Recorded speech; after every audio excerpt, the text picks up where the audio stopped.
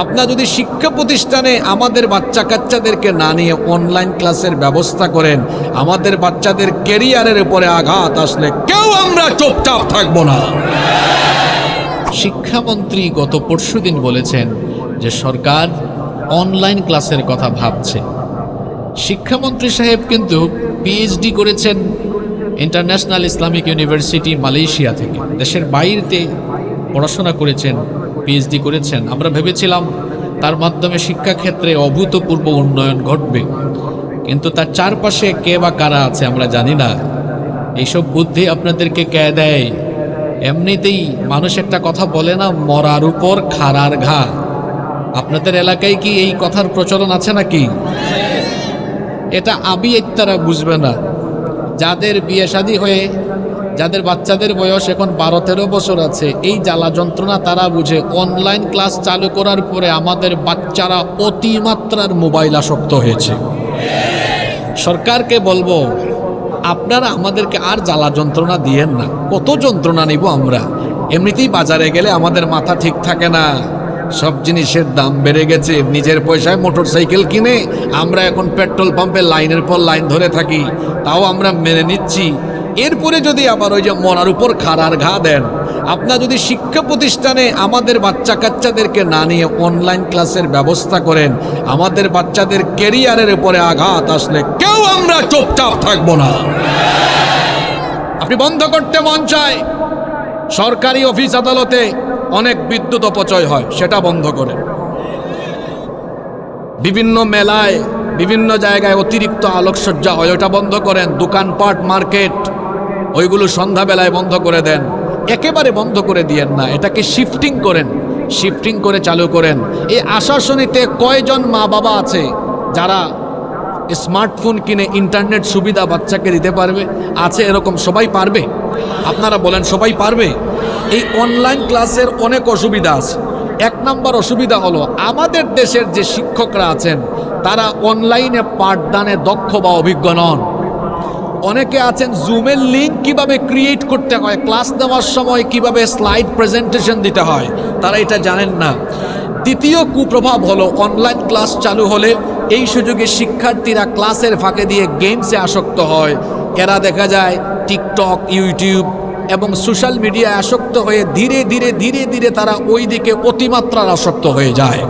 Internet বা online ক্লাসের 3 নম্বর ক্ষতিকর দিক হলো যে শিক্ষার্থীদের মনোযোগ নিয়ন্ত্রণ এটা সংকটাপন্ন হয়। সরাসরি ক্লাস নিলে, এই যে আমার ভাই শিক্ষক মানুষ জানেন, ক্লাসে সবাইকে সাইজ করা যায়, কিন্তু অনলাইন ক্লাসে মাঝে মাঝে অনেকে ভিডিও অফ করে তারপর কাঁথার নিচে ঢুকে যায়।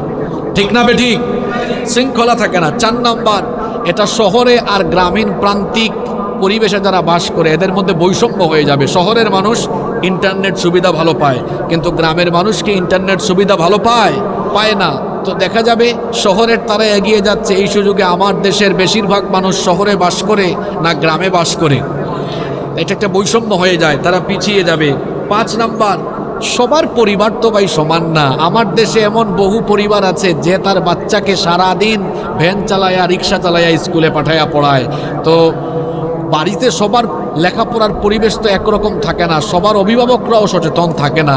এখন সবাইকে যদি বাড়িতে পাঠাইয়া হোম স্কুলের ব্যবস্থা করা হয়, এতে পড়ালেখার উন্নতি নয়, বেশিরভাগ ক্ষেত্রে আরও অবনতি হতে পারে। 6 নম্বর, মূল্যায়নে দুর্বলতা চলে আসবে। আপনি যদি অনলাইনে পরীক্ষা নেওয়া আরম্ভ করেন, নকল বেড়ে যাবে, পরীক্ষা পদ্ধতিতে সমস্যা বাড়বে। এমনিতেই তো অটো পাসের জামানা গিয়েছে, ঠিক না ঠিক?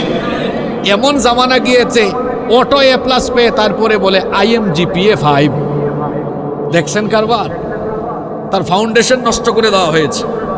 এরপরে 7 নম্বর, তার স্বাস্থ্যগত ক্ষতি হবে। অতিমাত্রার মোবাইল বা স্ক্রিনে তাকাতে তাকাতে মাইগ্রেনে বা ব্রেইনে তার প্রভাব গিয়ে পড়তে পারে। 8 নম্বর,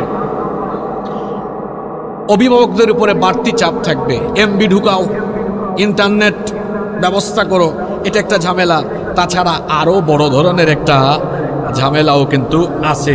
সেটা হচ্ছে, সেই ঝামেলাটা হলো এই যে অনলাইন ক্লাস, এই অনলাইন ক্লাসের আরেকটা ঝামেলা হলো এই যে সরকার চাচ্ছে স্কুল কলেজ বন্ধ করে দিলে এতে বিদ্যুৎ সাশ্রয় হবে। যে আমার দিকে তাকান, এটা একটা স্কুল মাঠ না? বাস্তবিক উদাহরণ দিই, আমি বাস্তববাদী মানুষ। এখানে একটা ক্লাসরুমে, এখানে যদি স্কুলের কোনো স্যার থাকেন, এই স্কুলের শিক্ষক আমাকে একটু সহযোগিতা করেন, আপনাদের একটা ক্লাসরুমে কয়টা ফ্যান? আপনারা কি এলাকার যারা জবাব দিয়েছেন? একটা। হ্যাঁ, আরো বেশি? 4টা। ওকে, তুমি মনে হয় স্কুলের ছাত্র, তাই না? ঠিক আছে, সে বলেছে স্কুলের ছাত্র। এই স্কুলের একটা ক্লাসে 4টা ফ্যান। কয়টা ফ্যান? আমার সাথে কথা বলেন, কয়টা? এই ক্লাসে যদি 40 জন ছাত্র থাকে, দেখেন সরকারের সিদ্ধান্ত, ইউটিউবার ভাইরা এগুলো আপনারা দিবেন আলাদা কাটিং করে, জাতি সচেতন হোক। এই যে একটা ক্লাসে 4টা ফ্যান, ছাত্র কয়জন? কথা বলে না, কয়জন? 40 জন।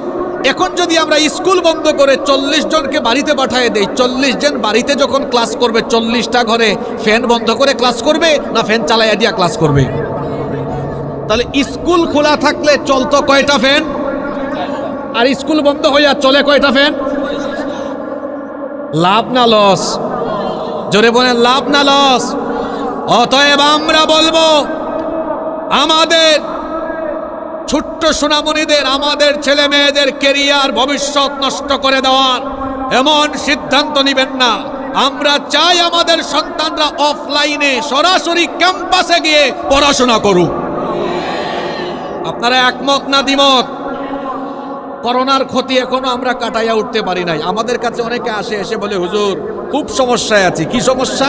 বাচ্চা খালি মোবাইল নিতে চায়, গেমসে আসক্ত, অনলাইন গেমস। আগে তো জুয়া খেলা হইতো বাঁশ ঝাড়ের চিপায় চাপায়, আর এখন তরুণরা, কিশোররা মোবাইলে অনলাইনে জুয়া খেলে। ঠিক না বে ঠিক? আমরা আমাদের বাচ্চাদেরকে নষ্ট হতে দিব না। সরকারের শুভবুদ্ধির উদয় হোক। আমরা বলবো এমন আত্মঘাতী সিদ্ধান্ত নেওয়া থেকে আপনারা বিরত থাকুন। আল্লাহ তাদেরকে বুঝার তৌফিক দান করুন।